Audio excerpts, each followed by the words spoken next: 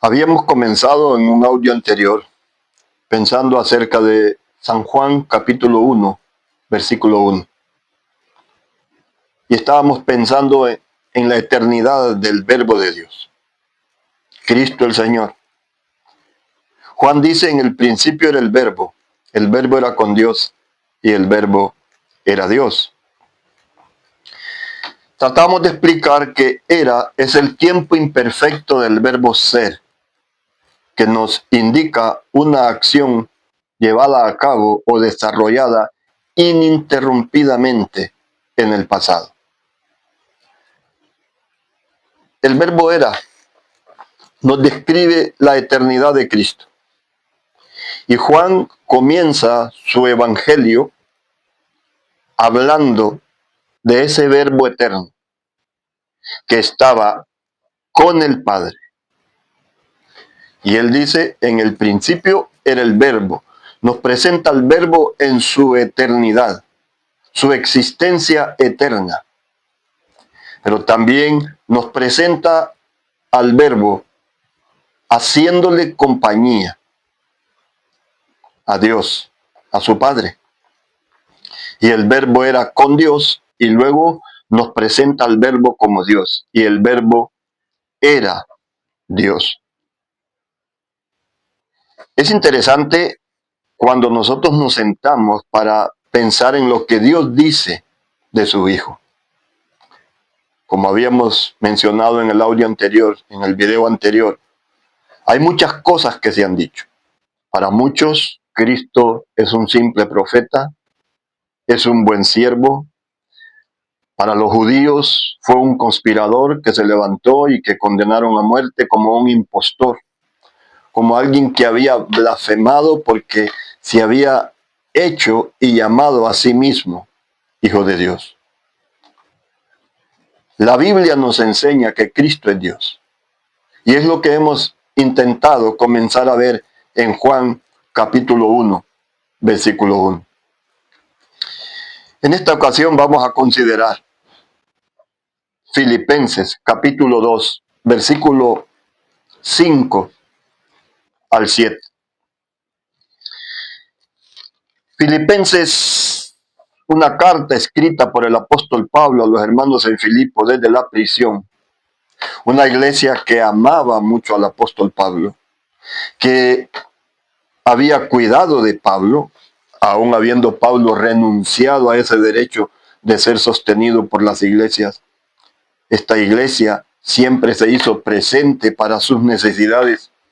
Y cuando no pudieron enviarle, no fue porque no quisieron, sino porque no había cómo hacer llegar ese donativo santo que le hacían llegar para sus necesidades una y otra vez a donde él estuviera. Esta iglesia amaba mucho a Pablo. Pablo amaba a esta iglesia que había nacido en sus tiempos de viaje misionero, predicando el evangelio, sembrando la semilla. Y Pablo ahora desde la prisión les escribe una carta a estos hermanos que los llevaba en el corazón. Era tanto el amor de Pablo a esta iglesia que él no hallaba que escoger, dice el capítulo 1 aquí. Él está diciendo que de ambas cosas estaba puesto en estrecho. Dice Pablo, teniendo deseo de partir y estar con Cristo, lo cual es muchísimo mejor. La palabra estar con Cristo es el verbo existir. Podemos leer y existir con Cristo, lo cual es muchísimo mejor. Pero por otro lado, Pablo miraba la necesidad de la iglesia. Las cosas en la iglesia de Filipo habían comenzado a cambiar. Ya no era aquella iglesia unida que se juntaba en armonía. Dos mujeres, Evodia y Sinti, que se habían separado. Pablo tiene que rogar a Epafrodito, que le llama compañero fiel, dice que ayudes a estas que combatieron juntamente conmigo, para que sean de un mismo sentir. Y eso es lo que nosotros podemos ver en el versículo 27 del capítulo 1. La palabra un mismo espíritu aparece aquí. Dice el 27, solamente que os comportéis como es digno del Evangelio de Cristo, para que, o sea que vaya a veros o que esté ausente, oiga de vosotros que estáis en un mismo espíritu, combatiendo unánimes por la fe del Evangelio. Dice Pablo, ya sea que esté ausente o vaya a verlos, oiga de vosotros que estáis en un mismo espíritu, combatiendo unánimes por la fe del Evangelio. Los primeros versículos del capítulo 2 nos describen la condición ahora de esta iglesia, muy amada por Pablo. Dice Pablo en el versículo 1, por tanto, si hay alguna consolación en Cristo, si algún consuelo de amor, si alguna comunión del Espíritu, si algún afecto entrañable, si alguna misericordia, claro que lo había. Había consolación en Cristo. Había consuelo de amor. Había comunión del Espíritu. Había un afecto entrañable, ese amor desde las entrañas. Si alguna misericordia, la palabra misericordia significa pasar por el corazón las necesidades de otro. Pablo dice, aún existiendo todo esto que ha mencionado en el versículo 1, en el versículo 2 él dice, completad mi gozo. Esta palabra significa que rebalse mi gozo. Y mire las palabras usadas aquí, sintiendo lo mismo, teniendo el mismo amor, unánimes, sintiendo una misma cosa. Nada hagáis por contienda o por vanagloria, antes bien con humildad, estimando cada uno a los demás como superiores a él mismo.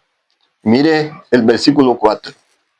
No mirando cada uno por lo suyo propio, sino cada cual también por lo de los otros.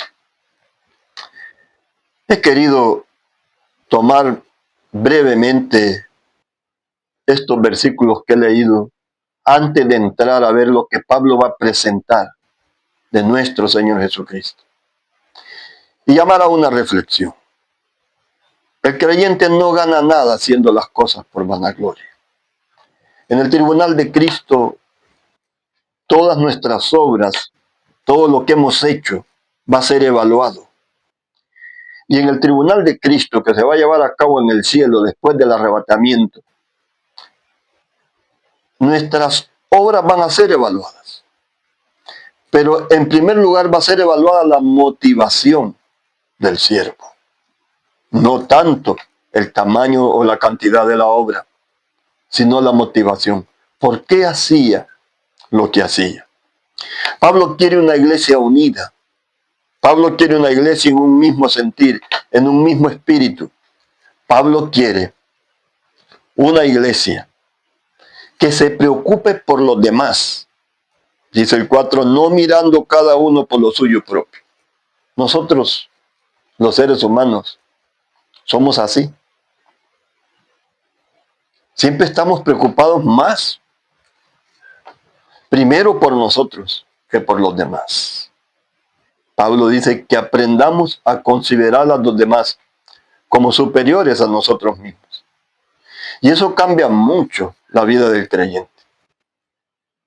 Cuando de relaciones humanas se trata, siempre hay ofensas. Pero si usted considera a ese hermano, a esa persona como superior a usted mismo, usted va a tener una relación de acuerdo a cómo usted considera esa persona. Cuando llegamos al versículo 5, el 6 y el 7, que muchos grandes comentaristas han llamado a estos versículos cristológicos, que nos hablan de la persona del Señor Jesucristo, como lo expone el libro a los Hebreos. Con todo esto que la iglesia estaba pasando, Pablo va a exhortarlos, Pablo va a animarlos. Haya pues en vosotros este sentir que hubo también en Cristo Jesús. Es como si dijera, tengan ustedes la forma de pensar que hubo en Cristo Jesús. Y esa forma de pensar de Cristo Jesús está descrita en los versículos anteriores. ¿Mm? Cristo nunca hizo nada por vanagloria. Cristo siempre hizo las cosas con humildad, estimando a los demás como superiores a él mismo. Cristo no miró por lo suyo propio, no miró por él, como lo vamos a ver, sino que pensó en nosotros, en los que estamos perdidos, en aquellos que estábamos perdidos y que necesitábamos un Salvador. El Señor Jesucristo actuó de esa manera. Y Pablo está animando a los hermanos al ver esa condición que la iglesia estaba adoptando, que se estaban preocupando más por ellos mismos que por otros.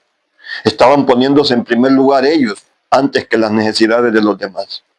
Haya pues en vosotros este sentir que hubo también en Cristo Jesús. Esa estructura mental, esa forma de pensar. Piensen como pensaría Cristo, sientan como sentiría Cristo. Y mire qué interesante. El versículo 6 dice, el cual, para referirse a Cristo. Y luego tenemos la frase, siendo. Esto quiere decir existiendo, y aquí tenemos otra vez el verbo existir, el verbo ser. Cristo es. Él no vino a ser. Él no fue engendrado. Él no tuvo principio. Más adelante estaremos viendo un poco más amplio acerca de este punto. Dice el cual siendo, existiendo en forma de Dios.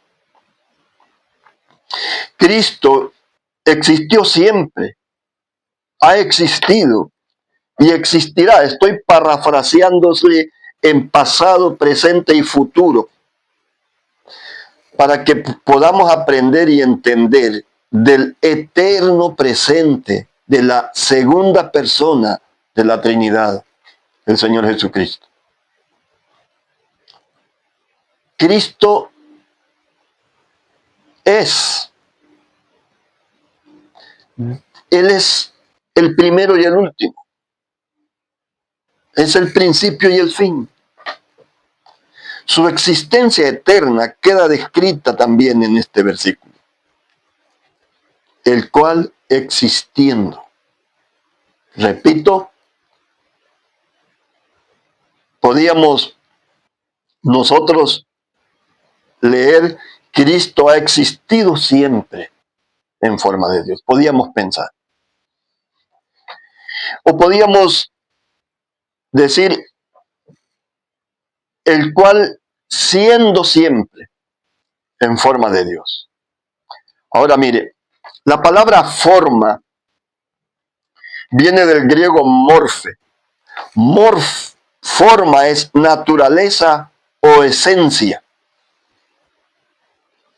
Esencia son los rasgos distintivos de una persona o cosa.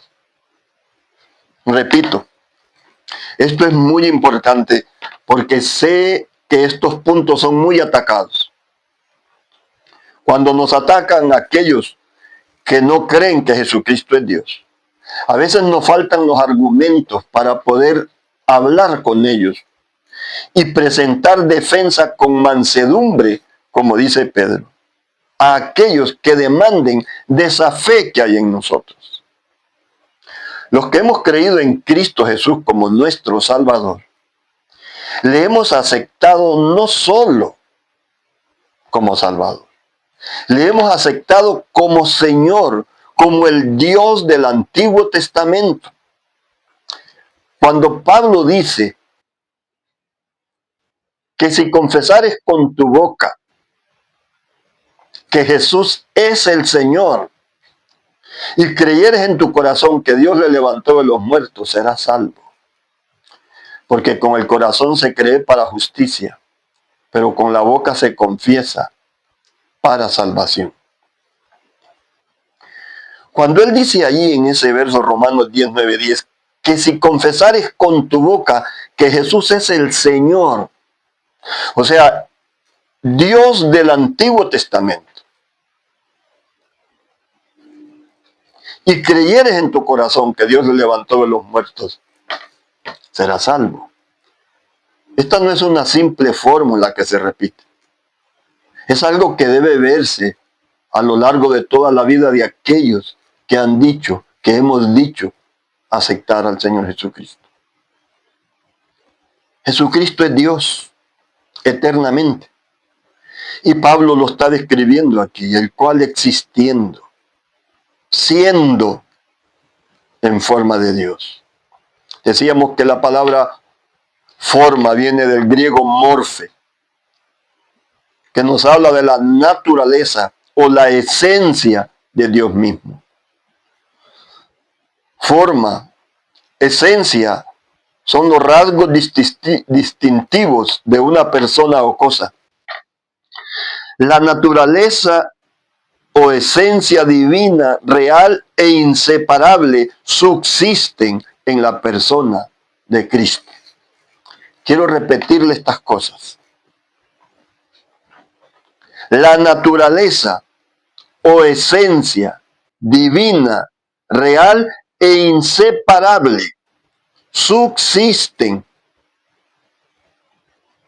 en el cuerpo humano de Cristo. Eso del cuerpo humano lo veremos más adelante. Es inseparable esa esencia, esa naturaleza. Y por eso veremos que Cristo dice, el Padre y yo uno somos. Padre, Hijo y Espíritu Santo comparten la misma esencia, la misma naturaleza divina. No pueden separarse. Como Dios son uno. Como persona son diferentes. Y este es un tremendo misterio. Cuando Pablo escribe la carta a Timoteo, le dice, e indiscutiblemente grande es el misterio de la piedad. Grande es el misterio de Dios.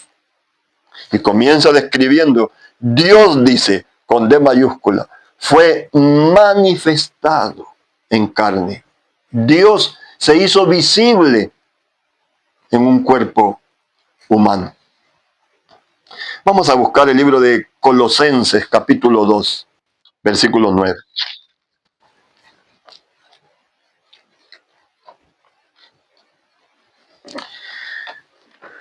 Los colosenses estaban siendo atacados por varios falsos profetas, predicadores y todas esas cosas. Y especialmente el grupo de los gnósticos. No sé si usted ha escuchado de ellos o ha leído de ellos. Y es muy interesante. Yo no le digo que no lea, pero preocúpese primero por conocer a Cristo. No tanto por conocer al enemigo. Está bien leer, no me malentienda. Yo leo mucho. Pero en primer lugar debe conocer a Cristo. Es admirable, hermanos y amigos que nos ven, que los gnósticos estaban atacando a la iglesia en Colosas. Pero Pablo no dedica tiempo para hablar de los gnósticos. Él dedica tiempo para hablar de Cristo. Si usted, vamos a hablar del dinero, hay billetes que son falsos, pero cuando usted conoce al verdadero, al dinero original, usted sabe cuál es una copia, cuál es el dinero falso. Entonces, son detalles que nosotros podemos ir viendo. Pablo no se dedica a hablar de ese grupo, de esa secta. Pablo escribe acerca de Cristo. Y es así que en el capítulo 2, versículo 9, dice, porque en él habita corporalmente toda la plenitud de la deidad. Mire qué interesante. ¿Cómo entender Colosenses capítulo 2, versículo 9? ¿Cómo entenderlo? Más adelante vamos a ir viendo que Cristo tomó forma corpórea y agregaremos un detalle a esto. Pero cuando Pablo dice que en él habita, que en el cuerpo humano de Cristo habita toda la plenitud de la deidad, nos está diciendo que todas las cualidades y perfecciones divinas están presentes en el cuerpo humano de Cristo de forma completa y sustancial. Repito, Colosenses 2:9 nos enseña que todas las cualidades y perfecciones divinas están presentes en el cuerpo humano de Cristo de forma completa y sustancial, inseparable.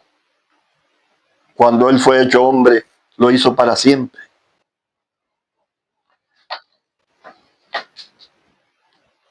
Otro versículo que nos ayuda en esto es Hebreos capítulo 1, versículo 3.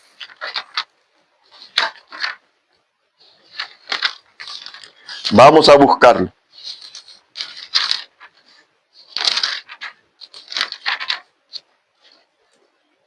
Esta Biblia es un regalo de un hermano y está un poco nueva y todavía no me he acostumbrado a ella y a veces voy por ahí dando tumbos para poder encontrar los libros. La más viejita que yo tenía para usar, que yo usaba, ya sabía dónde estaba cada libro, no me costaba tanto.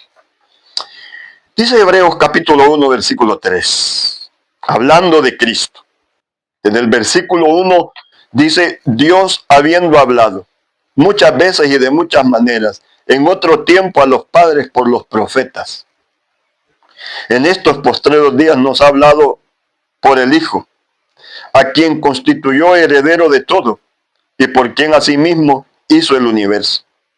El cual, hablando de Cristo, siendo el resplandor de su gloria, y mire lo que nos ocupa aquí, y la imagen misma de su sustancia, y quien sustenta todas las cosas con la palabra de su poder, habiendo efectuado la purificación de nuestros pecados por medio de sí mismo, se sentó a la diestra de la majestad en las alturas.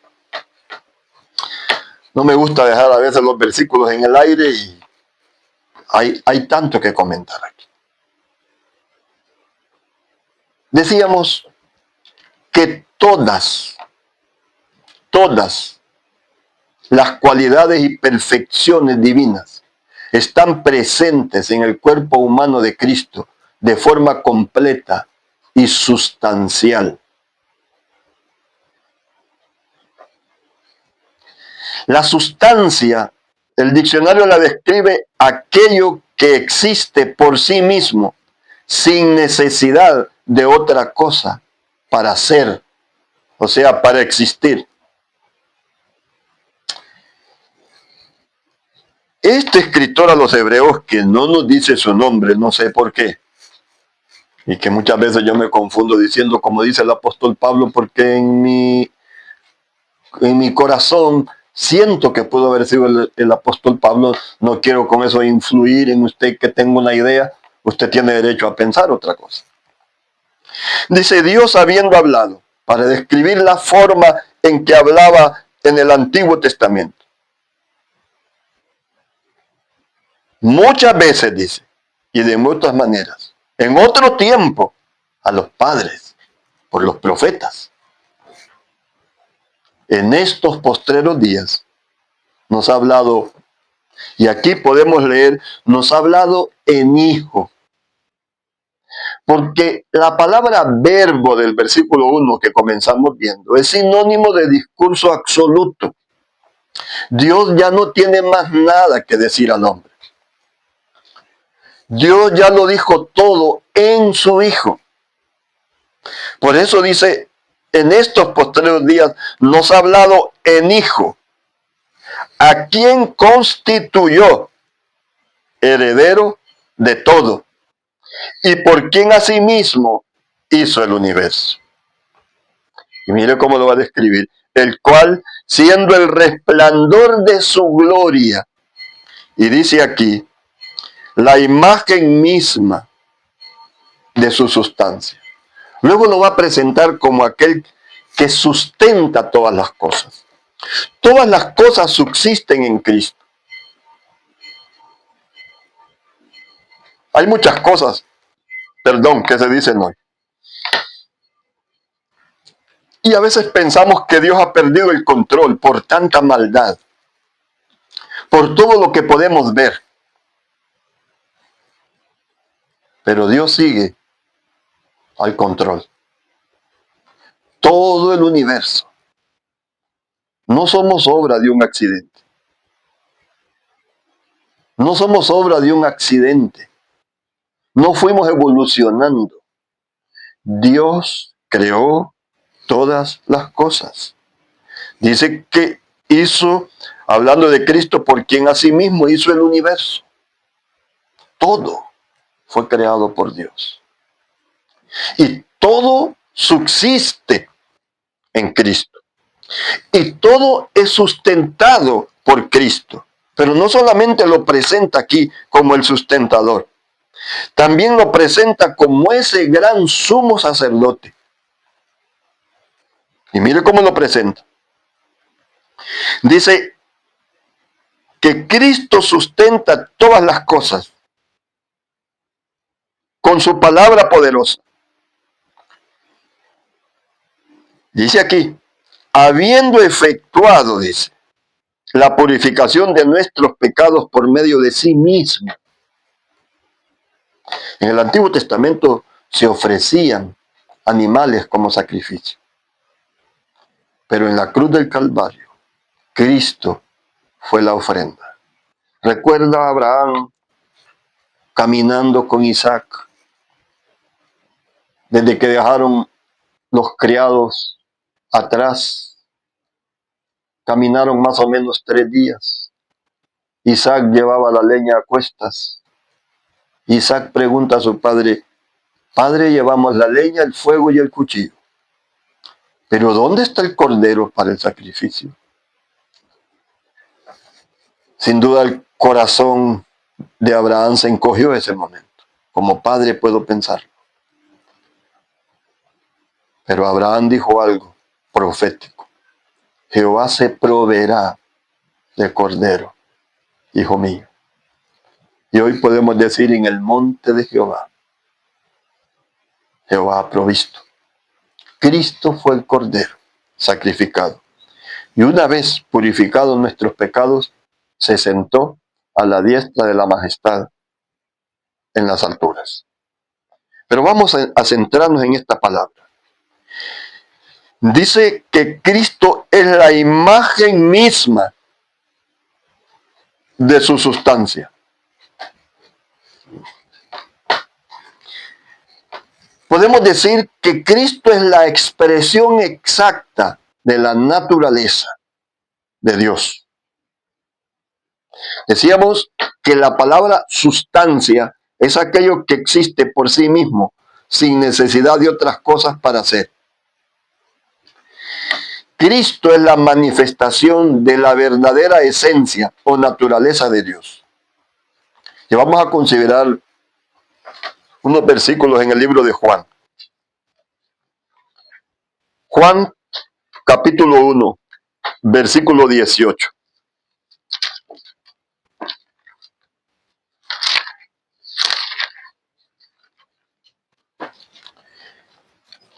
Libro de Juan, capítulo 1, versículo 18. Dice aquí, a Dios nadie le vio jamás. Y mire qué interesante. Juan dio testimonio de él, dice el 15, y clamó diciendo, este es de quien yo decía, el que viene después de mí es antes de mí porque era primero que yo. Pues la ley por medio de Moisés fue dada, pero la gracia y la verdad vinieron por medio de Jesucristo. A Dios, dice, nadie le vio jamás. Y esto es un tiempo presente. A Dios nadie le verá jamás. Nosotros siempre veremos, cuando estemos con Él en el cielo, a la segunda persona de la Trinidad. Porque al ver a la segunda persona, que es Cristo, contemplamos a Dios. A Dios nadie le vio jamás. El unigénito Hijo, que está en el seno del Padre, Él le ha dado a conocer. Nadie vio jamás a Dios. Si usted recuerda, en el libro de Éxodo, capítulo 18, versículo 23 al 33, por ahí más o menos, Moisés le pide a Dios ver su rostro. Y Dios no le permite a Moisés verlo. No podía verlo porque moría. Dios escondió a Moisés en la hendidura de la peña. Y habla así, con un lenguaje figurado para hacernos entender verdades. Y puso su mano sobre él y le permitió ver su espalda, lo que quedaba del reflejo de su gloria. Pero no podía verlo. Existía la necesidad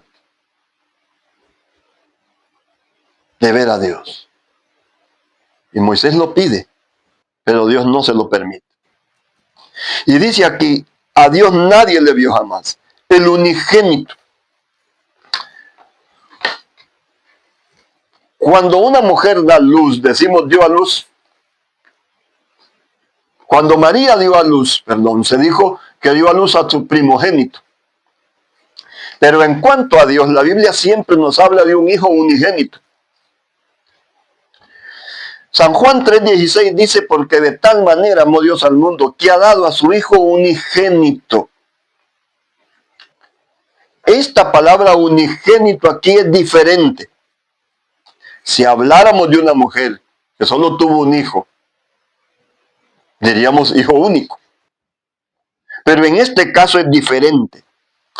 Porque aquí estamos hablando de un hijo único en su clase.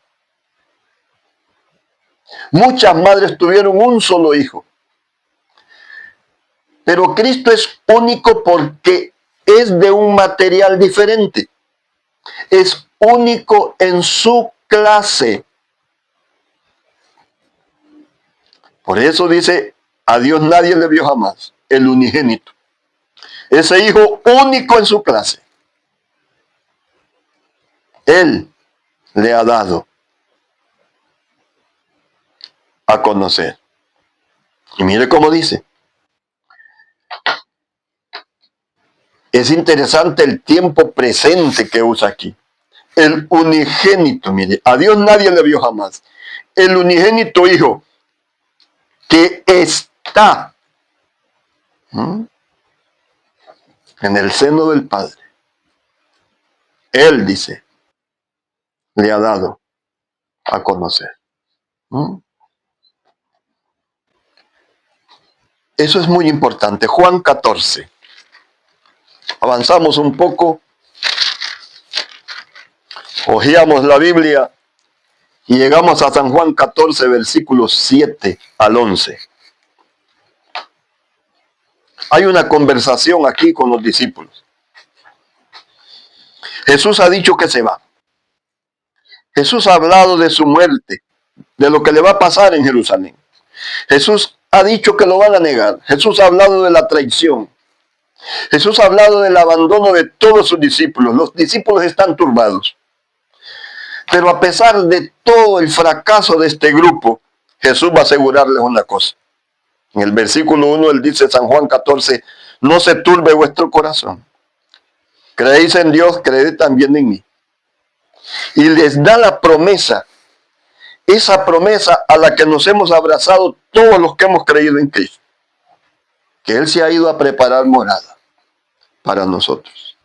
Ahora, Tomás se debate con Cristo queriendo saber a dónde va. En el versículo 4, y sabéis a dónde voy, y sabéis el camino. Le dijo Tomás, dice el versículo 5. Señor, no sabemos a dónde vas. ¿Cómo pues podemos saber el camino? Y Jesús le contesta, Yo soy el camino, la verdad y la vida. Nadie viene al Padre sino por mí.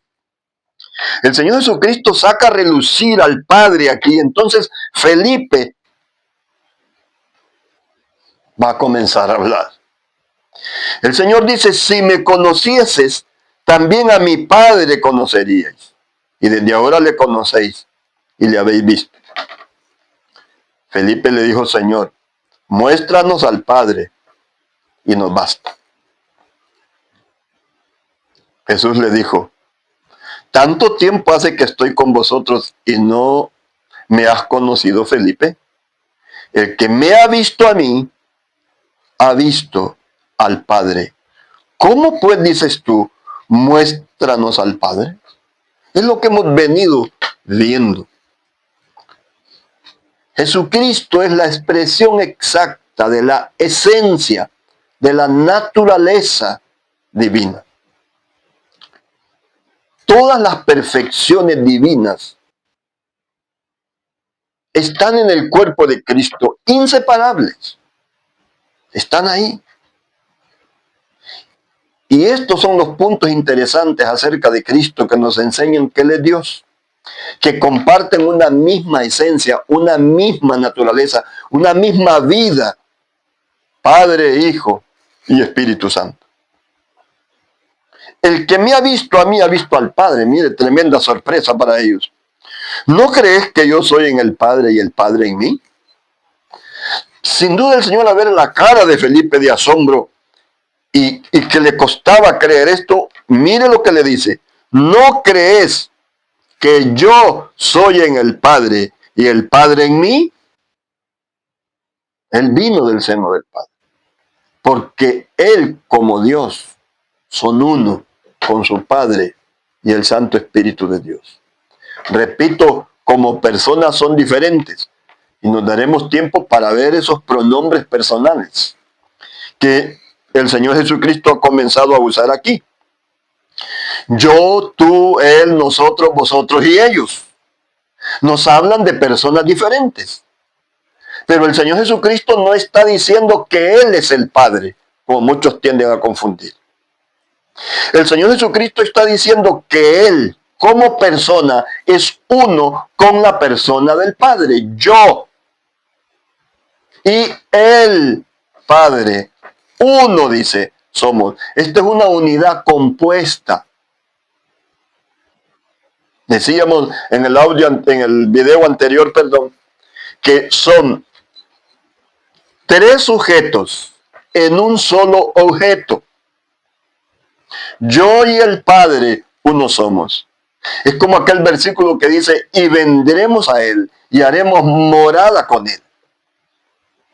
Es como cuando Él dijo, hagamos al hombre. Cuando la Torre de Babel, Él dijo, descendamos. Yo y el Padre, uno somos. Repito, mire aquí, claramente hace diferencia entre personas. Yo y el Padre, uno somos. No dijo que Él era el Padre. Dijo que Él con el Padre eran uno. Y mire cómo sigue la lectura.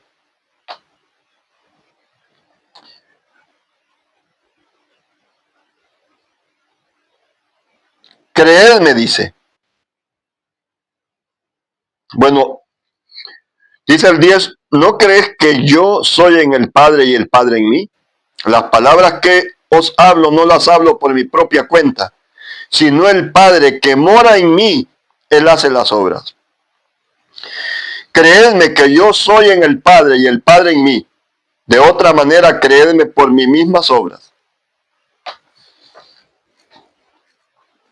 Creedme, dice, que yo soy en el Padre y el Padre en mí. Esos pronombres personales que nos enseñan a diferenciar personas. Y aquí tenemos un tremendo misterio. Estamos hablando de la primera y la segunda persona de la Trinidad, que como persona son diferentes, pero son uno como Dios, porque comparten la misma esencia, la misma naturaleza. Vamos a seguir avanzando. Vamos a ver el libro de Colosenses, capítulo 1. Vamos a Colosenses, no estaremos mucho en detalle.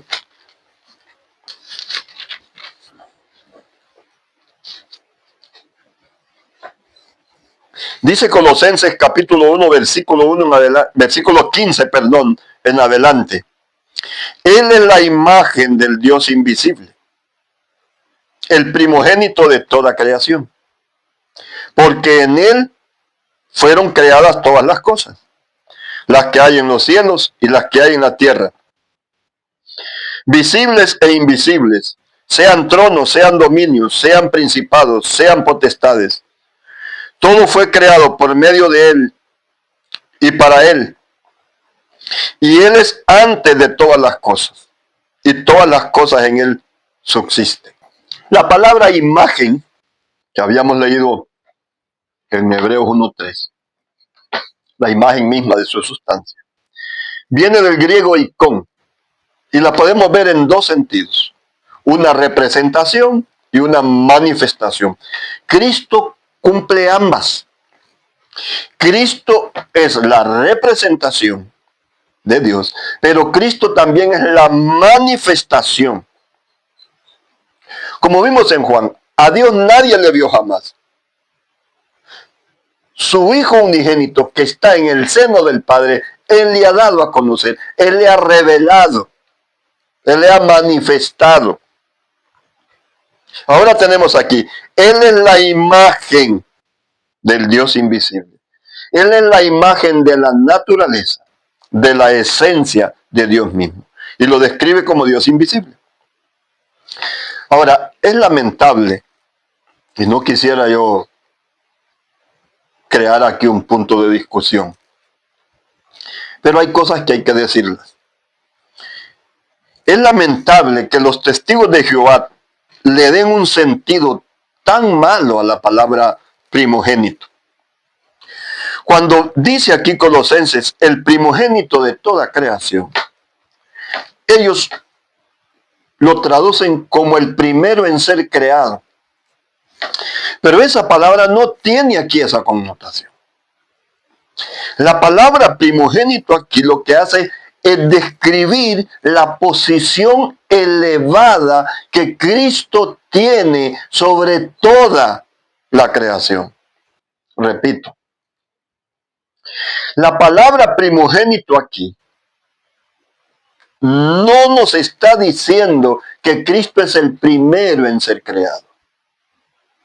Nos está describiendo la posición elevada que Cristo tiene sobre toda la creación. El primogénito de toda creación. Y a continuación los versículos 16, 17 van a comenzar a explicar por qué Él tiene esa posición elevada sobre toda la creación. No podía, primogénito aquí, no podía decir que Él es el primero en ser creado por las siguientes cosas. ¿Por qué dice el 16? Porque en Él, o sea, en Cristo, en Él, en Cristo, fueron creadas todas las cosas. Y mire cómo dice, las que hay en los cielos, las que hay en la tierra, visibles e invisibles, sean tronos, sean dominios, sean principados, sean potestades. Todo fue creado por medio de Él, o sea, por medio de Cristo. Y todo fue creado para Él, o sea, para Cristo. Y mire cómo dice, y Él es otra vez. No dice que Él llegó a ser antes de todas las cosas. No dice que Él fue creado antes de todas las cosas. Él es otra vez el verbo existir. Y Él existiendo antes de todas las cosas.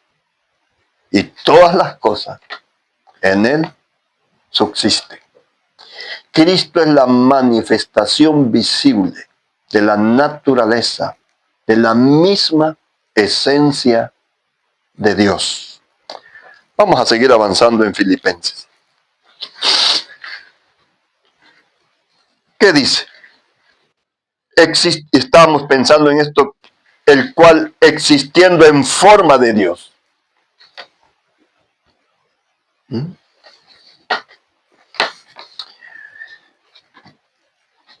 Dice aquí que él no estimó el ser igual a Dios como cosa que aferrarse. No se aferró, hermanos, a aquello, no se abrazó a aquello como diciendo yo soy Dios, ¿por qué voy a ir por los mortales? No, no se aferró a ello. El versículo 7 dice, si no, es un contraste. Se despojó a sí mismo. La idea aquí es que se vació a sí mismo. Eso no quiere decir que él dejó de ser Dios. Porque como ya hemos visto, él es la manifestación exacta de la esencia de Dios. Lo que sucede aquí, ¿cómo se vació él? ¿Cómo se despojó? Se despojó tomando forma de siervo. Dice aquí, tomando, es un verbo lambano, que podíamos leer que incorporó. Jesucristo como persona divina tomó forma corpórea, incorporó, tomó para sí una naturaleza humana. En Cristo están las dos naturalezas, la naturaleza divina y la naturaleza humana. Cristo tiene tanto características de una persona divina como tiene características de una persona humana, que las iremos viendo más adelante. Él tomó, incorporó la naturaleza humana, tomando forma de siervo. Mire el libro de Juan, capítulo 1, versículo 14. Juan 14.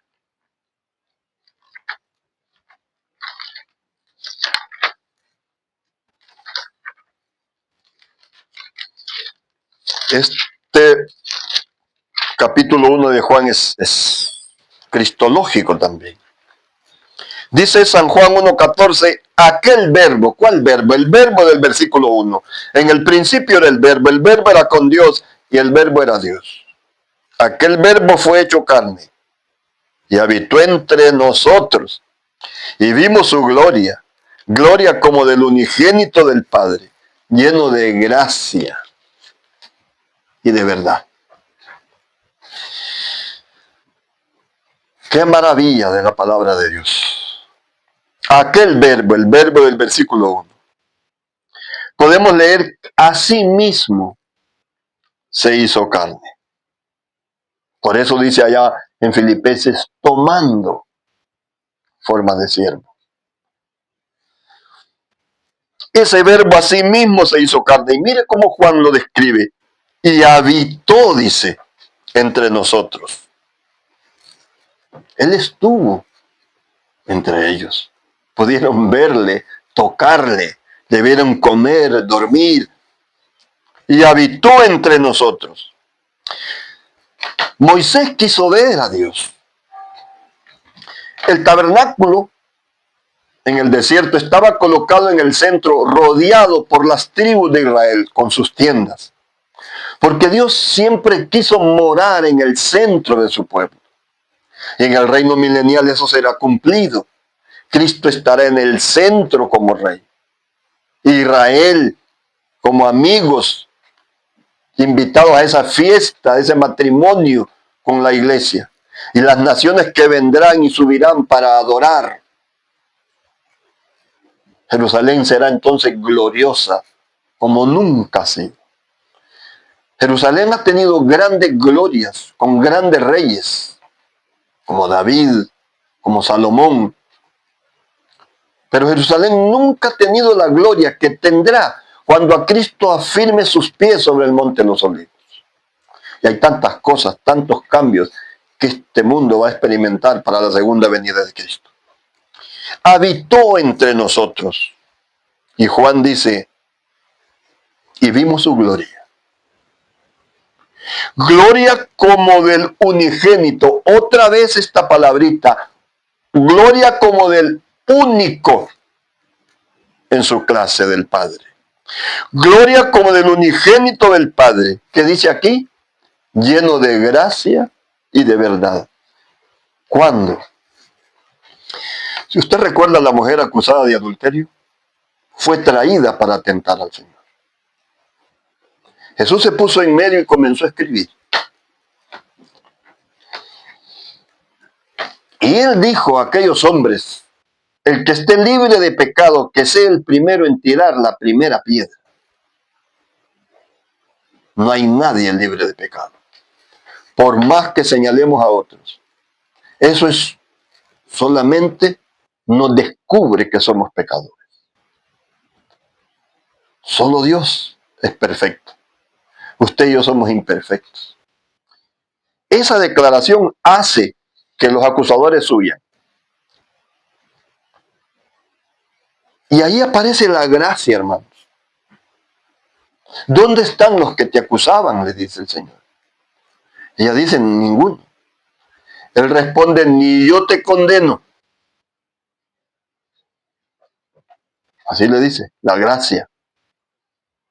Pero viene la verdad. Vete y no peques más.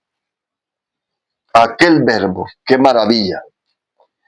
¿Cómo pensar que el Dios de los dioses, sin necesidad de nada, en la persona de su Hijo, toma forma corpórea para venir y sufrir y habitar entre los hombres y experimentar como hombre el frío, el cansancio, la sed, la tristeza?